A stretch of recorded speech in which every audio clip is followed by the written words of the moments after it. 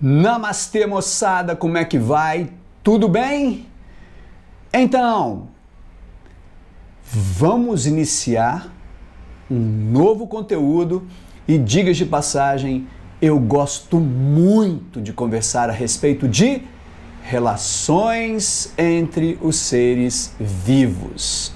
Mas vou propor para vocês um sequenciamento da matéria um pouco diferente. Então vamos fazer uma viagem meio que de trás para frente, mas você vai perceber que o seu cérebro vai agradecer, porque do ponto de vista da neurociência é assim que as coisas funcionam bem.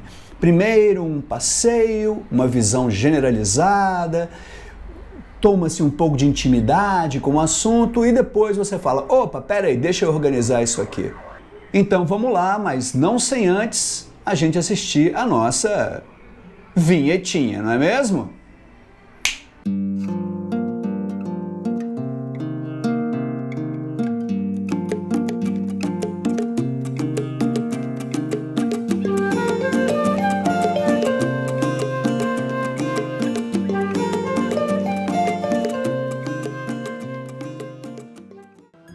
Bom, moçada, vamos começar no fundo do mar.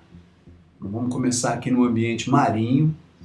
Tem aí uma moreia e essa moreia parece estar sendo incomodada por alguns crustáceozinhos, né? Alguns camarõezinhos. Mas será que na verdade, meu Deus, ela abriu a boca, ela vai engolir? Não, então peraí. Eu frisei aqui a imagem e a gente vai conversar seriamente sobre o que está acontecendo aqui agora. Você tem ali os camarõezinhos, você tem ali a moreia é um voraz predador e eis que de repente ela abre a boca e esse camarãozinho vai e se encaixa ali. Ou seja, tudo leva a crer que o nosso amigo será devorado. Porém, não é o que acontece. Na sequência do vídeo, vocês perceberão que ele vai entrar na boca dela e vai ficar ali beliscando o interior da boca dela, como que retirando algo que é interessante para ele. É claro que tem que ser interessante para ele, porque caso contrário ele não entraria dentro da boca da moreia. Concordam comigo? E a moreia, muito gentilmente, permite que ele o faça. Então tudo leva a crer que se trata de uma relação em que ambas as espécies estão se beneficiando. Então, se nós tivéssemos que colocar um símbolo para essa relação, nós colocaríamos positivo para o camarãozinho, positivo para a moreia, porque é evidente que os dois estão curtindo essa relação. O camarãozinho, ele deve estar obtendo alimento e a moreia deve estar ficando livre de alguma coisa que a incomodava, que seja resto de alimento, ou talvez sejam pequenos parasitas. A gente deixa para discutir isso um pouquinho lá na aula de revisão. O que é importante perceber é que se trata de uma relação entre indivíduos de espécies diferentes, isso está claro, e que se trata de uma relação em que o camarãozinho se dá bem e a moreia também se dá bem. Tranquilo? Outra coisa, não me parece que seja indispensável a presença da moreia para o camarão conseguir alimento. Assim como também não é indispensável a presença do camarão para que a moreia fique ali livre de alguma coisa que esteja a incomodando. Onde eu quero chegar? Tudo leva a crer que a convivência deles não é obrigatória, não é necessária. Beleza? Olha que animal espetacular. Conseguiram identificar do que se trata? Erroneamente chamado de peixe-boi. Por que eu estou dizendo erroneamente? Porque o cara não é um peixe, né? Ele é um mamífero aquático, muito bacana. Essa é uma espécie marinha. E você está observando aí que enquanto ele se alimenta, há aí um grupo, um pequeno cardume de peixes, de rêmoras, e que buscam aproximar-se dele e fixar-se a ele. Então, há aí uma relação entre indivíduos de espécies diferentes, há aí uma relação em que se nós pudéssemos colocar símbolos. Ela é uma relação que beneficia a rêmora, afinal de contas a rêmora aderida ao corpo do peixe-boi, ela não precisa fazer esforço para se deslocar de um lugar a outro. E para o peixe-boi não faz muita diferença ou nenhuma diferença. A presença das rêmoras não prejudica, não favorece. Então nós diríamos aí que seria 0 para o peixe-boi e positivo para a rêmora. E se você fizer uma entrevista com a rêmora e perguntar para ela qual a motivação, talvez ela te dê uma pequena lista. Uma delas é essa, talvez a mais importante. Ele me leva para passear e eu não gasto absolutamente nada de energia. Isso tem nome. Essa relação chama-se foresia. Vamos revisitar esse assunto na outra aula, quando eu estiver fazendo a revisão do conteúdo de uma forma mais sistemática. Há também, vocês devem estar percebendo aí, a presença de peixinhos formando um cardume na frente do peixe-boi aí. Não estão aderidos ao peixe-boi, então não estão preocupados com serem deslocados, transportados por ele. Porém, o fato de estarem próximos dele, é claro que dá a esses peixinhos alguma vantagem, caso contrário eles nem estariam aí. A vantagem de estar próximo de um animal muito grande, a vantagem de estar próximo de um animal que intimida pelo tamanho. Então os prováveis predadores desses peixinhos, a gente chama aí de peixes piloto, a presença desse grande mamífero intimida o predador dos peixinhos. Então diminui a pressão de predação sobre esses peixinhos. Então o que eles estão buscando aí, na verdade, é abrigo, buscando proteção. E é positivo para os peixinhos e não faz diferença para o nosso mamífero e para o nosso peixe-boi. Então a gente pode dizer que é positivo para o peixe, 0 para o mamífero, e como a motivação é obter aí a vantagem da proteção, trata-se de um caso de inquilinismo. Também vamos voltar a falar disso um pouquinho mais à frente. Bacana?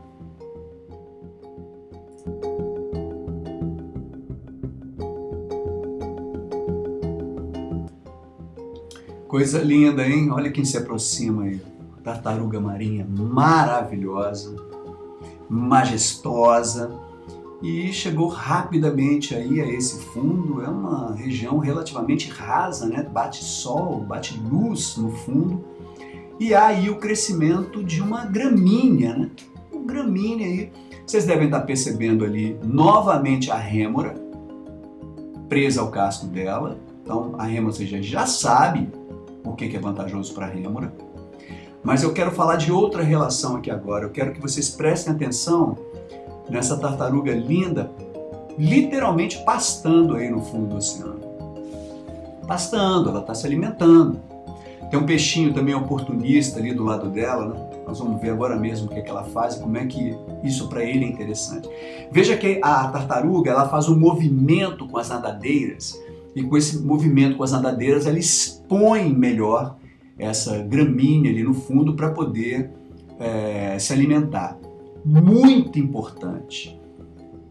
A relação que a tartaruga estabelece com essa gramínea do fundo é uma relação onde a tartaruga se beneficia, porque afinal de contas ela obtém alimento, e é claro que há prejuízo para a gramínea. Então se tivéssemos que colocar sinal, positivo para a tartaruga, negativo para a gramínea. Alessandro, a tartaruga está predando, eu já aprendi sobre predação. Pois é, isso não é um ato predatório, porque no ato predatório, o predador devora completamente a presa, e não é o que nós observamos aqui. A gente observa durante o pastoreio que ela come uma parte dessa gramínea, ou seja, ficam ali ainda raízes, ficam talinhos que podem se recuperar. Então, numa situação como essa, é mais razoável você dizer herbivorismo ao invés de predatismo, sendo negativo, obviamente, para para o vegetal que está sendo comido e positivo para a tartaruga, que afinal de contas está se dando bem. Agora, olha que interessante, quando ela faz esse movimento com a nadadeira, esparramando ali a areia, aquele peixinho que está ali do lado, ele rapidinho vai e encontra alguma coisa para comer. Então observe também uma relação interessante entre ela e aquele peixinho que está ali do lado, que é meio que um peixe piloto, né? A atitude da tartaruga beneficia o peixinho piloto porque o peixe piloto consegue alimento quando ele está próximo dela. Então, para ele é interessante estar próximo dela porque esse ato dela de usar as nadadeiras para facilitar ali a visualização né, o contato com o capim, isso faz com que algum alimento fique disponível para ele e ele se alimente. Na relação dela com esse peixinho, para ela não faz diferença, mas para ele faz diferença, porque ele consegue alimento. Então observe que é uma relação em que uma espécie se beneficia, não causa prejuízo para outra, e a motivação é a obtenção de alimento. Isso é muito importante. A motivação é a obtenção de alimento. Legal? Vamos para outra. Uau, que coisa linda isso, hein? A gente continua no nosso mergulho, estamos muito próximos aí de um recife de corais e o que vocês estão contemplando agora é uma reunião de vários indivíduos da mesma espécie. É uma reunião, é uma colônia. E aí vem o nome da relação. Aqui eu resolvi te dar para você antes. Colônia de indivíduos. E o que caracteriza a colônia, né? São todos de mesma espécie, todos crescendo muito próximos uns dos outros, em algumas situações até mesmo fisicamente unidos uns aos outros. Aqui não me parece que isso está acontecendo, parece que todos eles estão crescendo sobre um determinado substrato, mas isso corresponde a uma certa espécie de anêmona do mar. Selenterado é um filo bastante antigo nesse planeta, em que você tem outros representantes, como os corais, como as águas-vivas, né, as medusas. Então, há aí nitidamente uma vantagem em eles formarem essa aglomeração. Não há aí divisão de trabalho, não tem aquela, o cara que mora lá no canto, ele vai fazer uma determinada função, eu faço outra, o outro, né? Não há entre eles uma divisão de trabalho. Cada um leva uma vida de forma individual. Porém, o fato de estarem reunidos traz vantagem reprodutiva. Uma outra vantagem também diz respeito a como o inimigo natural os vê, porque o indivíduo isolado, ele é presa fácil, mas o indivíduo, quando ele está reunido em um grupo, além do tamanho, né, da proporção que fica muito grande, e isso de certa maneira intimida, se você está dentro de um grupo numeroso assim, as chances de você ser o predado diminuem, né? Parem para pensar nisso, isso é muito interessante. Então há aqui vantagens para eles estarem reunidos. Não há entre eles divisão de trabalho, são todos indivíduos de mesma espécie, então isso aí caracteriza uma colônia de organismos. Você também já deve ter ouvido falar de colônia de bactérias, elas estão inclusive célula a célula, unidas mesmo fisicamente. Aqui nessa imagem eu não aposto nisso não, me parece que eles estão sobre um substrato, mas andando, né, assistindo as imagens, eu vejo recifes de corais, ou seja, outros exemplos de animais que realmente crescem unidos a outros da mesma espécie, e isso caracteriza uma colônia. Lindo, lindo demais. Sigamos.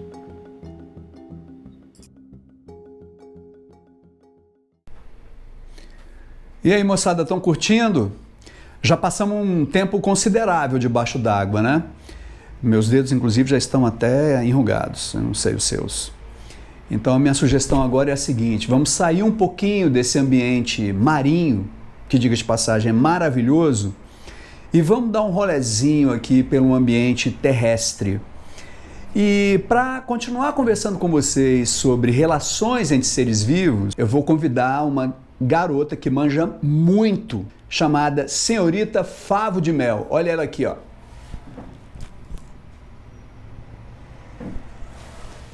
E é ela quem vai nos esclarecer um pouquinho sobre a sociedade das abelhas. Vamos lá? Oi, gente! Oi, senhorita Favo de Mel! Bem-vindos à minha colmeia! Gostaria de um lanchinho? Sim, estou com uma fominha. Você deve saber o que é isso, né? Meu favorito, favo de mel. Isso! O favo de mel é feito de cera das abelhas que trabalham na colmeia. Elas usam essa cera para armazenar o mel. Sim, como você já sabe, há também abelhas trabalhando do lado de fora da colmeia, procurando por néctar para fazer esse mel. Mel é um ótimo alimento para as abelhas por ter bastante açúcar, o que fornece a energia necessária para sobreviver durante o inverno. Estou curiosa. Como as abelhas fazem mel? A abelha operária voa de flor em flor, buscando néctar. São as abelhas campeiras. Quando elas encontram, elas usam sua língua tubular como um canudinho para sugar o néctar para o estômago de mel, onde a mágica acontece. O estômago é cheio de enzimas que vão transformar o néctar na forma apropriada para formar mel. Isso é ciência. Enquanto essa reação ocorre, a abelha volta para sua colônia e entrega a mistura açucarada para suas amigas, as abelhas engenheiras, que começam a trabalhar. Quando prontas, elas enchem uma das células do favo com a mistura, mas isso ainda não é mel. A mistura colocada no favo é 70% água. Mel é grosso e melado, contendo apenas 19% de água. O processo para reduzir essa água é chamado evaporação. A água passa de líquida para gasosa. As abelhas operárias se reúnem e batem suas asas muito rapidamente, aumentando a temperatura da colmeia e evaporando a água da célula do favo. Então as abelhas selam o topo dessa célula com cera. O resultado é o doce e melado mel, que todos adoramos comer, especialmente as abelhas. Isso é incrível! Ainda mais incrível é que para produzir 2,2 kg de mel, as abelhas precisam coletar o néctar. Olha que impressionante! De 2 milhões de flores. Isso porque os humanos gostam muito de doce. Assim como vocês, nós vivemos por doce. Bacana demais! Nós aprendemos aí com a Favo de Mel um pouco do trabalho, né, numa colmeia.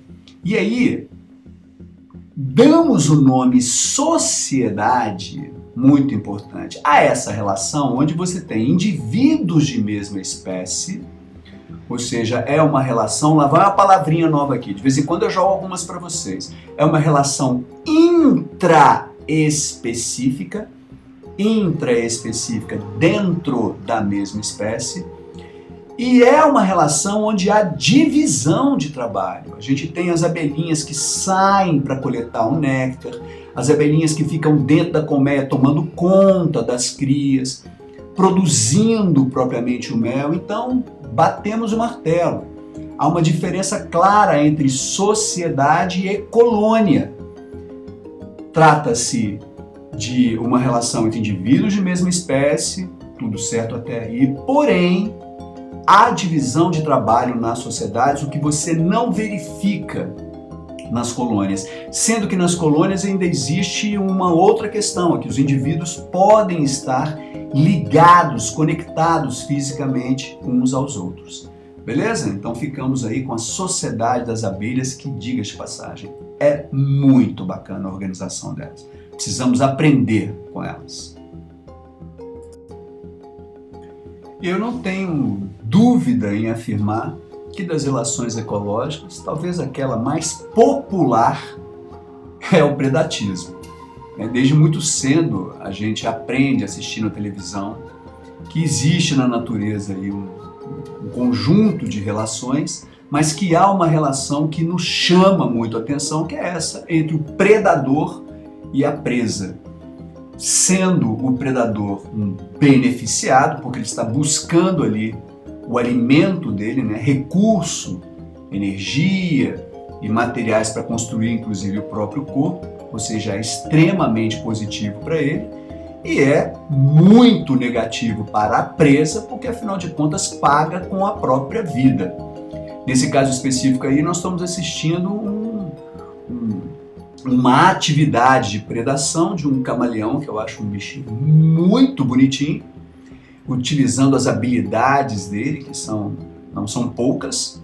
Ele tem essa língua capaz de ser projetada vários centímetros diante do corpo dele, e nessa língua há ali uma ponta com um material adesivo. Conecta-se ali, liga-se, cola ao inseto, ele traz esse inseto à boca e devora. Observem que nesse caso, diferentemente do herbivorismo que nós vimos lá na tartaruga e aquelas gramíneas no fundo, aqui a presa é completamente devorada, né? Então isso caracteriza e separa o predatismo do herbivorismo. Tem um aspecto, cara, do predatismo que eu gostaria muito de ressaltar com vocês, porque quando você assiste a imagem do predador atacando, imobilizando, devorando a presa, você tem ali um frame, você tem ali um momento, mas a gente tem que acompanhar o filme, a gente tem que acompanhar, na verdade, a dinâmica dessas populações, da população de predadores e da população de presas, porque na verdade o que ocorre é um processo maravilhoso de seleção para ambos os lados. Uma coevolução, coevoluir, evoluir junto. Então, o processo seletivo que ocorre é brilhante, é maravilhoso, porque quando você assiste um predador se dando bem, parece que ele sempre se dá bem.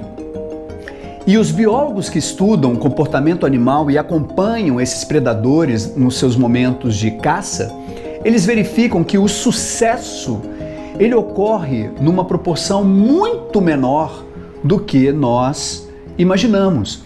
Porque o cinegrafista que está lá fazendo o take, fazendo a imagem, é óbvio que depois de horas trabalhando, ele seleciona aquele pedaço onde o predador efetivamente foi bem sucedido. Mas isso não é a regra, isso é quase que a exceção. E que predador é esse que se dá bem? Que predador é esse que consegue efetivamente realizar uma caça bem sucedida? Obviamente, os melhores, os mais fortes, aqueles que têm uma acuidade auditiva melhor, aqueles que têm uma capacidade de visão melhor, aqueles que são mais fortes, aqueles que têm um olfato mais apurado, mais sofisticado. Então é interessante que você entenda que esse predador, na verdade, não é um predador qualquer dentro ali do grupo. Ele é um predador que, diante dessa capacidade, que obviamente é condicionada pelos seus genes, esse predador tem condições de crescer mais, tem condições de, no momento do acasalamento, ele ser mais bem sucedido e, consequentemente, seus genes passarem para as gerações futuras. Então é um processo refinado de seleção genética de predadores. Os predadores que efetivamente têm sucesso, seus genes são passados adiante. E quanto à presa? O raciocínio é muito parecido. Aquele indivíduo que por alguma razão, no meio, naquele contexto, ele é morto, seus genes, A história da sua genética, ela finaliza ali. Que presa é essa que, diante do ataque de um predador muito eficiente, ainda assim consegue se desvencilhar? Ainda assim consegue passar para trás o seu predador? É esta presa que terá a oportunidade de se acasalar e terá a oportunidade de enviar seus genes adiante. Então ali há um processo muito interessante de seleção, onde os melhores predadores deixam seus genes para as próximas gerações e as melhores presas deixam para as próximas gerações essa sua capacidade sofisticada de camuflar-se, sofisticada de perceber a presença, de ouvir a presença do predador e assim fugir. Então é um processo sincronizado de evolução, onde apenas os melhores predadores eles permanecem e apenas as presas ou a espécie que é caçada tem ali a seleção dos melhores indivíduos, daqueles indivíduos que vão ter chance de reprodução e que vão passar adiante os seus genes, entendeu? Então, quando você vê um determinado animal sendo predado, saiba, trata-se de um processo seletivo. Aquele animal que foi predado, de alguma maneira, falhou na sua capacidade de identificação da presença do predador, na sua capacidade de fugir desse predador, na sua capacidade de se esconder desse predador. Então, efetivamente, os genes premiados são genes dos predadores bem-sucedidos e das presas bem-sucedidas. Então essa análise sobre o predatismo precisa ser feita, porque é uma análise permeada pela evolução, permeada pela seleção natural. A gente não pode esquecer isso. Beleza? Sigamos! Então, bora exemplificar uma presa infeliz. Observe que essa lesma do mar aí, que é um molusco, ela está escalando o corpo de uma anêmona, que é um selenterado. E é um predador. Mas é um predador fixo. A anêmona não vai nunca correr atrás, caçar a lesma. A lesma simplesmente começou a escalar a anêmona e vai dar um maior mole exatamente na parte superior, cheia de tentáculos, com substâncias urticantes, enfim, vai ser rapidamente presa e puxada para dentro da câmara onde vai ser feita a digestão dela. Então aí é um exemplo claro de uma presa que fez a coisa errada, muito errada, e pagou o preço. Muito bom. Para a gente continuar usufruindo das imagens que nós estamos assistindo e para a gente compreender melhor as próximas relações que virão, eu preciso explicar para vocês o conceito de nicho ecológico. A gente entende como nicho ecológico de uma espécie as necessidades básicas dessa espécie, sendo que encabeça essa lista as necessidades alimentares. Que tipo de alimentos são essenciais, são buscados por essa espécie?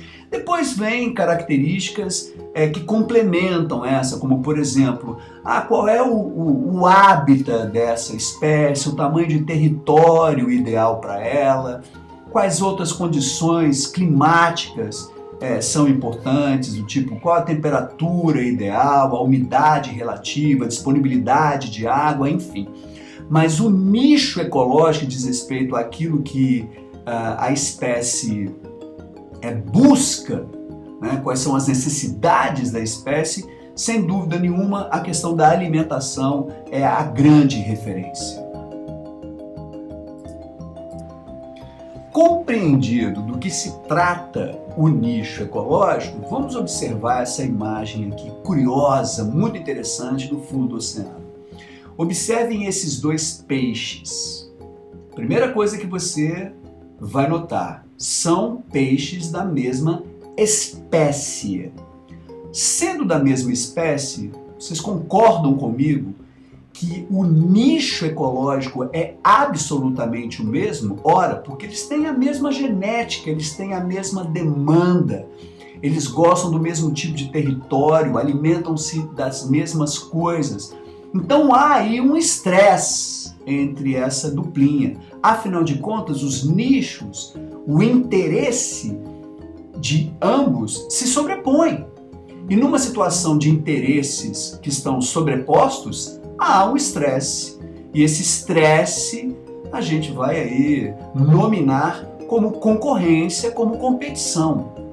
Tá? Então, há aí dois indivíduos de mesma espécie que são competidores, afinal de contas têm nichos ecológicos em comum. Se tivéssemos que colocar símbolos, certamente utilizaríamos para eles o símbolo... porque, olha que interessante, alguns estudantes dizem assim, tá concorrendo, tá competindo, mas um vai ganhar, um vai perder. Não é bem assim. Mesmo que haja um vitorioso nessa disputa pelo território, pela fêmea, pelo alimento, há um gasto energético, há um desgaste desnecessário. O ideal seria que não houvesse esse competidor, que não houvesse esse concorrente. Então, a biologia entende que numa situação de competição é ruim para ambas as espécies, é negativo para ambas as espécies, porque melhor seria que ela estivesse gastando a sua energia em coisas mais importantes, mais úteis, como, por exemplo, buscar alimento e reproduzir-se. Quer dizer, se eu tenho que gastar energia me protegendo, me defendendo o meu território, isso é uma competição e essa competição provoca um gasto energético que o ideal seria que ele estivesse sendo usado em outra coisa, entendeu? Então há aí uma competição entre indivíduos de mesma espécie porque houve, e é claro que haveria, sobreposição de interesses, sobreposição de nichos ecológicos.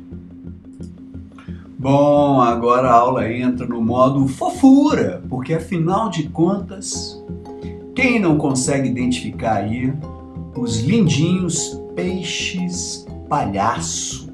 Né? Quem nunca assistiu Procurando Nemo? Né? Quem não tem em casa uma fita VHS de Procurando Nemo, um DVD de fita VHS eu peguei pesado, um DVD de Procurando Nemo, é claro, isso está na sua coleção, todo mundo tem isso em casa. E daí, uma relação que eu acho que vocês já até devem ter ouvido falar, do que se trata, né? Uma relação entre indivíduos de espécies diferentes. Você tem aí o peixinho palhaço e você tem uma anêmona. E tudo leva a crer que esse peixe palhaço está muito feliz nadando aí por entre os tentáculos da anêmona, porque ele sabe que como a anêmona é um animal que apresenta substâncias urticantes e que se um predador chegar até aí para tentar pegá-lo, provavelmente o predador vai pensar duas vezes para não se machucar, para não sofrer uma queimadura nos tentáculozinhos da anêmona. Então, claramente, é interessante para o peixe palhaço essa relação, é positivo para ele, e para a anêmona, a princípio, zero, não faz diferença o fato do peixinho estar ali nadando entre os tentáculos dela. Ele é um peixinho que se beneficia porque ele se protege, ele se abriga. Então esse é um caso específico de relação entre uma espécie se beneficiando sem prejudicar a outra e o objetivo é conseguir proteção, é conseguir abrigo. A gente chama isso daí de inquilinismo, um clássico caso de inquilinismo. E já aconteceram outros casos que foram vistos lá no início do vídeo. Por exemplo, daqueles peixes piloto, por exemplo, da rêmora, só que na rêmora há uma outra questão, porque ela está sendo carregada pelo peixe-boi, também carregada pela tartaruga, e aí a relação é outra, a gente chama de foresia. Eu estou dando para vocês os nomes aos pouquinhos, não se preocupem, porque tudo isso na próxima aula a gente vai organizar num quadro, tá bom? Mas eu achei que seria oportuno já começar a jogar uns nomezinhos para vocês. E é isso, às vezes os alunos me perguntam por que afinal de contas o peixe palhaço ele não se machuca nos tentáculos, que são urticantes, é porque o peixe-palhaço produz uma secreção oleosa, extremamente escorregadia, que fica ali por sobre as escamas dele, e não há o disparo das células urticantes. É muito interessante isso. Uma aula de zoologia mais específica, vocês vão descobrir como é que funciona o nematocisto, que são as células específicas desse sedenterado que disparam ali uma substância, um dardo com substância urticante naqueles que mexem nela. Então tá aí os peixes palhaço e as anêmonas, um caso clássico de inquilinismo. E aí, moçada, estão curtindo? Tá bacana? Então agora eu vou pedir a ajuda de um outro grande amiguinho, o Dr. Binóculos. Dr. Binóculos vai nos esclarecer um outro tipo de relação ecológica que é bastante comum em provas de vestibular, beleza? Então com vocês, Dr. Binóculos. And the Oscar goes to Parasite! Ah, e eu estava esquecendo um detalhe. Vai ser bem bacana para você praticar o seu inglês. De boa? Então vamos lá. What is a parasite? Good question, little kitty. Hey, friends, I'm sure you must have heard the term parasite a lot of times. So, in today's episode, let us explore the parasitic world of these strange creatures and try to answer, how do the parasites impact the animals and humans? Zoom in! So, what is a parasite? A parasite is an organism or living thing that lives on or inside another living thing's body, called the host, for food and other things that it needs to survive and thrive. All the parasites are small, and most of them are even invisible to the naked eye. They have the ability to manipulate, harm, and sometimes even kill the victims that are many times larger than them. There are two types of parasites, ectoparasites and endoparasites. Ectoparasites are the parasites that live outside the body of its hosts, whereas endoparasites are the ones that live inside the body of their hosts. These parasites are further divided into several main species that can affect animals and plants, one of which is Ophiocordyceps, commonly known as zombie fungus. These are creepy creatures with equally creepy intentions, generally infect tropical ants residing on treetops. Once they successfully penetrate the exoskeleton of the ant, they begin to take over its behavior by hijacking its mind. It then makes the ant leave its nest in search of a plant leaf that's favorable to the fungus's growth. The infected ant then sinks its jaws into a leaf vein and have no choice but to wait for death. And once the ant dies, the parasite fungus feeds on its victim's inner parts and after a few days sends a long thin stalk through the ant's head that shoots off the fungal spores onto the ant's family below, ultimately zombifying them in turn. Isn't it scary, friends? Just like that, many other species of parasites are known to control animal behavior, like the rabies virus infecting the dog's immune system, causing them to behave aggressively, the Gordian worm infecting the cricket's brain, and the Toxoplasma, which needs both cats and rats to fulfill their desire for family expansion. And in most cases, scientists are still trying to figure out how these parasites manage to control their victims' behavior. And even humans are not safe from these creepy organisms. Yes, there are three main classes of parasites that cause disease in humans. protozoa, helminths, and ectoparasites. Let's have a brief look at them. Protozoa are one-celled organisms that live and multiply in the blood or tissue of humans. They infect the body via mosquitoes and flies and are found in soil and water. Next comes helminths that include parasitic flatworms, tapeworms, roundworms, pinworms, etc. And they dwell in the gastrointestinal tract, blood lymphatic system, and other tissues.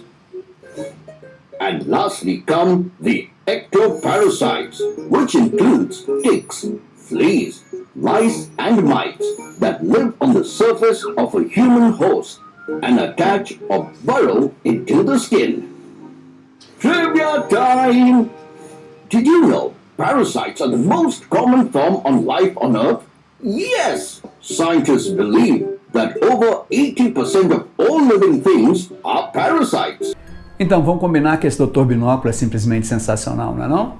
Se ficou alguma dúvida, deixa sua pergunta aqui no canal ou, como é o terceirão no Marista, durante o nosso momento online, eu esclareço. Bacana? Mas vale aqui acrescentar uma informação importante a respeito do parasitismo que o meu amigo Dr. Binóculo não abordou. Problema algum, a gente dá uma moral aqui. Lembra quando nós conversamos a respeito da relação de predatismo, em que nós demos uma abordagem destacando o fato de que essa interação do predador com a presa, é claro que havia ali um momento desarmônico, né? Que é o momento específico ali da caça, né? Onde efetivamente um indivíduo acaba perdendo a vida para servir de alimento para outro. Quando a gente conversa a respeito de parasitismo, a gente também tem que pensar que são dois organismos interagindo, que há, obviamente, o prejuízo para o organismo que está sendo parasitado, ou seja, o hospedeiro é prejudicial a ele, obviamente, a presença do parasita por várias razões, mas a principal dela é o fato de que aquele indivíduo está sobrevivendo às custas, obviamente, do hospedeiro. Mas cabe ressaltar que há aí também um processo de coevolução. Essas duas espécies estão passando por um processo, por um teste seletivo. Porque para pensar uma coisa muito interessante. Se um parasita com uma capacidade assim incrível de infecção, de entrar no corpo do seu hospedeiro, causar a esse hospedeiro um grande prejuízo, levando inclusive esse hospedeiro ao óbito, há de convir comigo que ele fez a coisa errada. Porque um parasita que mata seu hospedeiro, ele perdeu na mesma hora duas coisas muito importantes: o vale transporte e o vale refeição. Então não é interessante para o parasita ser, digamos assim, tão ruim para o seu hospedeiro a ponto de matá-lo. É muito importante para o parasita praticamente passar batido, conviver com o seu hospedeiro, porque enquanto o hospedeiro estiver vivo, ele também estará. Então você consegue perceber que se o parasita ele é virulento, e aí virulento no sentido de ser bastante prejudicial, né? De ter uma capacidade de invasão, uma capacidade de levar a uma doença grave a ponto de matar o seu hospedeiro, esse camarada logo vai estar fora do jogo. Porque no processo seletivo, ele que entrou, que invadiu, que provocou uma doença gravíssima e logo, ao matar o hospedeiro, acaba morrendo também, ele não tem chance de se propagar. Seus genes não passam adiante, ele não consegue infectar novos corpos, ele não consegue parasitar outras pessoas. Então foi um péssimo negócio agir daquela maneira. Logo, olha que interessante, à medida em que surgem variáveis daquele parasita em que ele consegue hospedar-se e estabelecer com o seu hospedeiro uma relação, eu não vou dizer uma relação amistosa, mas uma relação menos conflituosa, ótimo para ele. Ótimo para ele.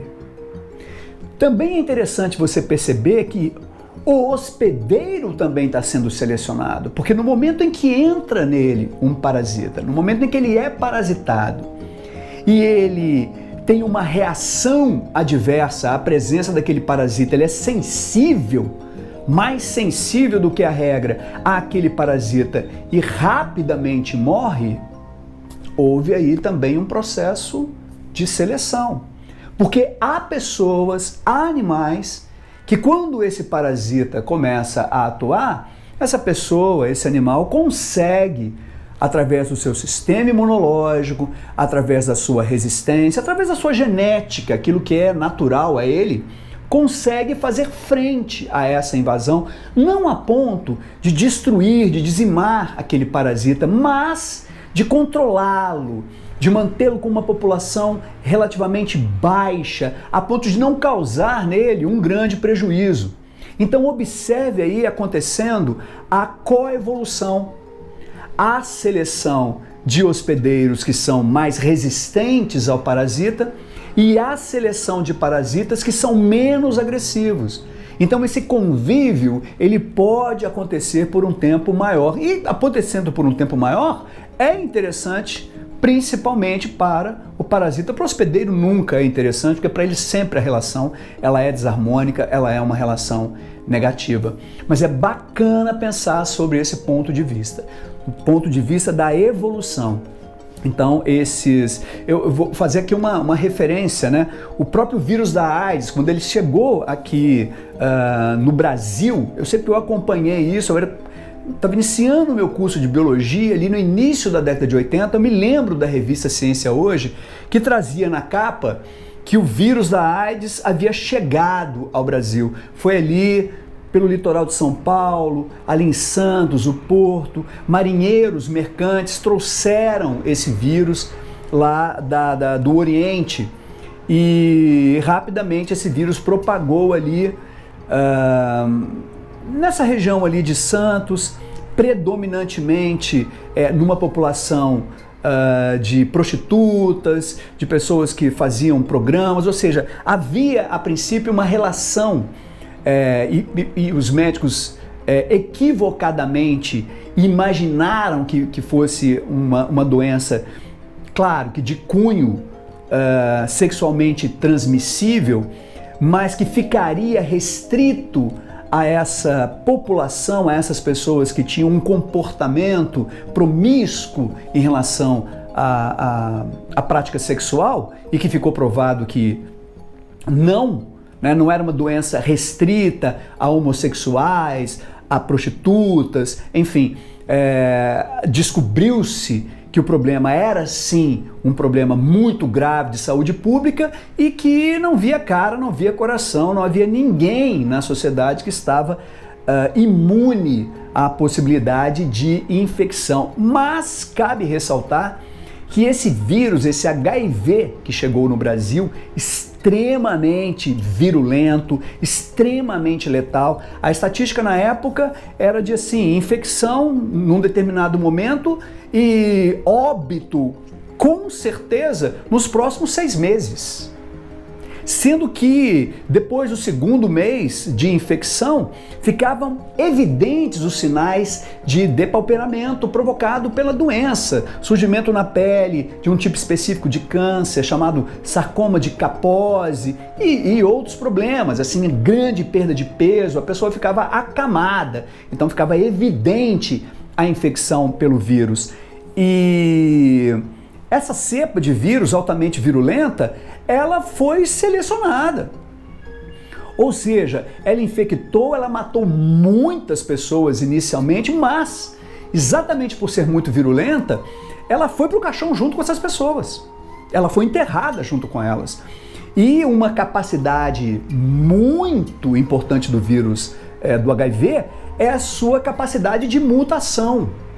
Então as variáveis, as variantes do vírus, as cepas dos vírus, que eram menos agressivas, sim, infecciosas, porém não provocavam uma infecção gravíssima, uma infecção branda, uma infecção essa que poderia se prorrogar por mais tempo, é óbvio que esse vírus se beneficiou.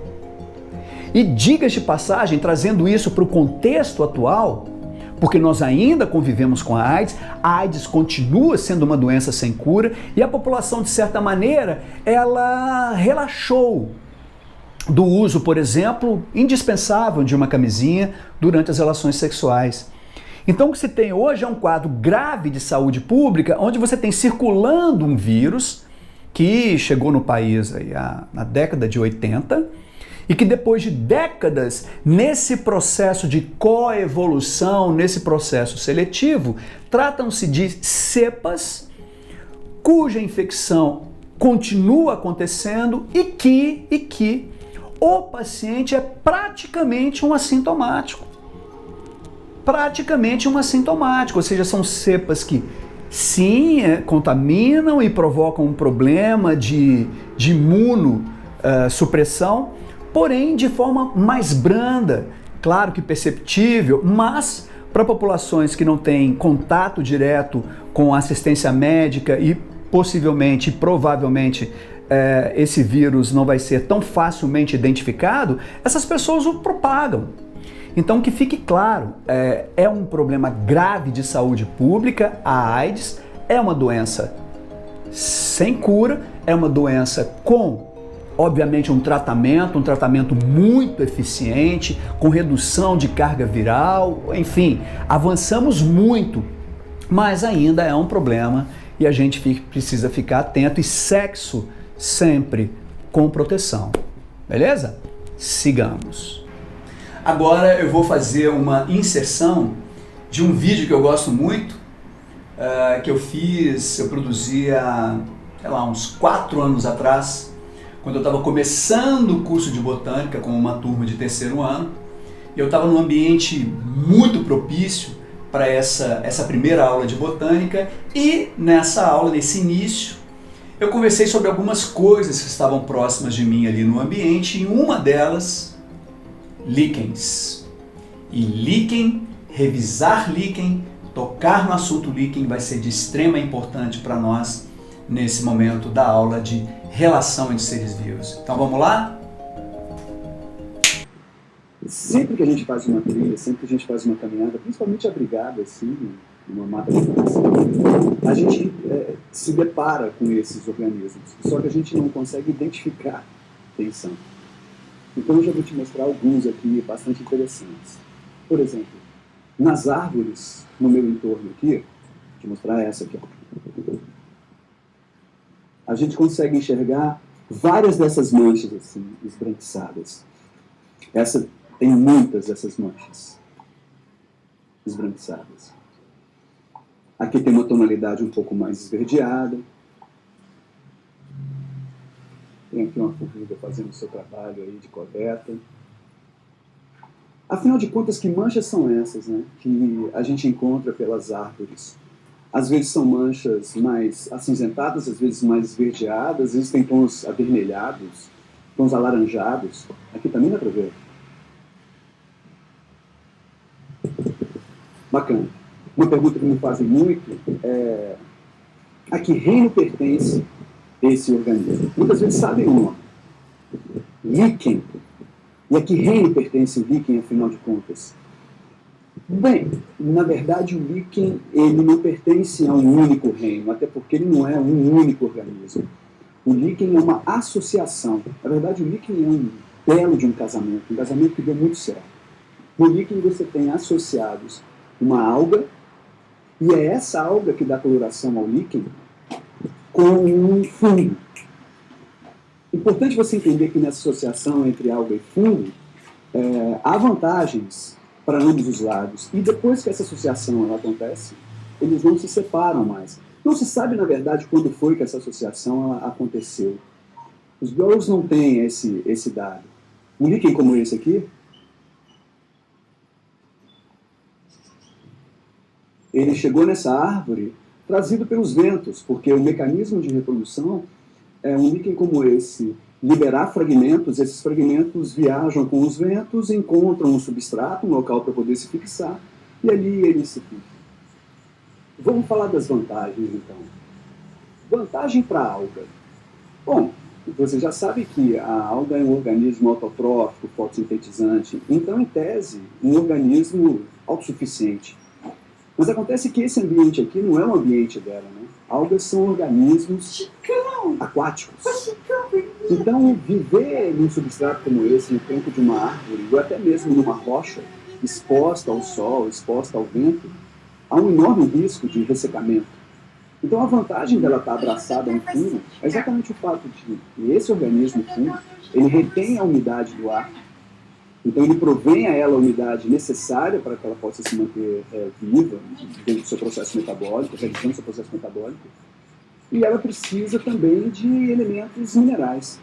Esses elementos minerais, o líquen, ele é capaz de provê-la, porque no substrato onde eles estão fixados, o líquen produz um ácido chamado ácido liquênico, e esse ácido liquênico ele tem a competência de desagregar esse substrato. No caso aqui é o tronco da árvore, poderia ser uma rocha, por exemplo, e à medida em que ele vai desagregando, ele consegue esses recursos minerais, que ele repassa para a alga. É óbvio que ele não é um camarada desinteressado nessa relação. O interesse dele é exatamente a autotrofia da alga. Ou seja, quando ela realiza atividade fotossintética e produz açúcares, ela compartilha com esse fungo esses açúcares. Então é uma associação de mútuo benefício, ou seja, a vantagem para ambas as espécies, e elas não se separam. Então, dentro da ecologia, fazendo aqui uma pequena revisão, se trata de uma associação mutualística, ou seja, a gente classifica essa relação como mutualismo. Eu não sei se vocês perceberam no finalzinho do meu vídeo, um miado. Ou seja, o microfone estava gravando a minha aula lá dentro no YouTube, no meu canal, e também estava gravando o ambiente. E no meu ambiente estava esse peça rara aqui, ó. Baco, olha para cá agora. Vem cá, olha para cá. Deixa as pessoas te verem. E ele chegou no quarto miando. E miou uma vez baixinho, não me incomodei. Depois ele miou muito alto. E quando ele miou muito alto, eu xingo ele. Eu falo, pô, você é doido? Vocês devem ter percebido isso no áudio. Se não, vale a pena voltar lá para ouvir de novo. Foi muito engraçado. E eu vou deixar, porque isso vai ficar registrado para todos sempre. É isso. E então, vocês conhecem esse cara aqui? De toxinas ou de substâncias que impedem o crescimento de outras espécies. Jubilu, aqui era 2011. Esse moleque estava começando com essa coisa de aulas de biologia no YouTube e foi muito, e é muito bem sucedido. Aulas muito bacanas, espetaculares. Eu vou pegar um trechinho de uma aula dele lá de 2011 a respeito também de relação, obviamente, ecológica, sobre amensalismo. Resolvi pegar esse trecho da aula dele assim para homenageá-lo e para vocês não dizerem que se trata de parasitismo da minha parte. O link do canal do Jubilu vai estar aqui embaixo na descrição do vídeo, beleza? E assim ele me ajuda, eu ajudo e a gente pode dizer que foi praticamente uma proto-cooperação. Nossa, Alessandro, você está fazendo uso de nomes aí que você não disse ainda. Ah, pois é, porque é o que vai acontecer agora. Logo depois do trecho do Jubilu, eu vou revisar com você todo esse vídeo que eu preparei, voltando naquelas relações e organizando didaticamente relações harmônicas, desarmônicas, nomear todas as relações e vai ficar bacana, vale a pena. Vamos lá? Vamos lá. Amensalismo. Vamos falar um pouquinho do amensalismo. O amensalismo também é conhecido como antibiose e é quando uma espécie se utiliza de toxinas ou de substâncias que impedem o crescimento de outras espécies. Então isso é o que eu chamo de amensalismo. Alguns casos aqui de amensalismo que são extremamente famosos nos vestibulares. Nós temos aqui o caso da maré vermelha, que é uma alga chamada de alga pirrófita, né, a alga vermelha, que libera uma toxina na água impedindo e matando vários organismos que estão aqui. Nós temos um outro caso de amensalismo, né, bem famoso, que é o caso do fungo, aqui o penicillium, que produz uma substância que inibe o crescimento de bactérias. Então aqui você está vendo aqui, bem bacana, ó, as bactérias não crescem perto desse fungo, pois ele elimina uma substância, que nesse caso é a penicilina, que foi o primeiro antibiótico aí criado, aí, descoberto, na verdade, pelo homem. Nós temos também dois casos que geralmente são esquecidos, mas são extremamente importantes, que é o caso do pinheiro do Paraná e do eucalipto. Ambas as plantas, eucalipto e pinheiro do Paraná, eles secretam substâncias no solo que impede o crescimento de outras plantas, o crescimento de sementes. Então eles fazem com que não haja tanta competição pelos nutrientes que existem no solo quando ele usa a estratégia do amensalismo. Deixa eu só complementar um pouco o que o Jubilu acabou de dizer. Ele esclareceu do que se trata a antibiose ou amensalismo, mas vamos marcar também uma questão muito interessante. Por que uma espécie pratica o amensalismo ou a antibiose? Porque essa espécie não quer concorrência. É essa a ideia. Então, há, na verdade, uma situação em que outros seres vivos ali têm interesse pelos mesmos recursos, ou seja, há uma sobreposição de nichos ecológicos. Lembra que a gente falou, já conversou nessa aula há algum tempo atrás, o conceito de nicho ecológico? Que o nicho ecológico são os interesses de uma espécie, que assim, o interesse maior diz respeito à alimentação, à fonte de alimentos. Há conflito, há competição. Então, uma forma de você evitar essa competição é você praticar o amensalismo. É você liberar uma substância no ambiente e essa substância é uma substância que vai intoxicar, que vai impedir que o seu concorrente cresça, se desenvolva, se reproduza ali naquele mesmo hábitat junto com você. Então, bacana ressaltar isso e vamos que vamos, sigamos.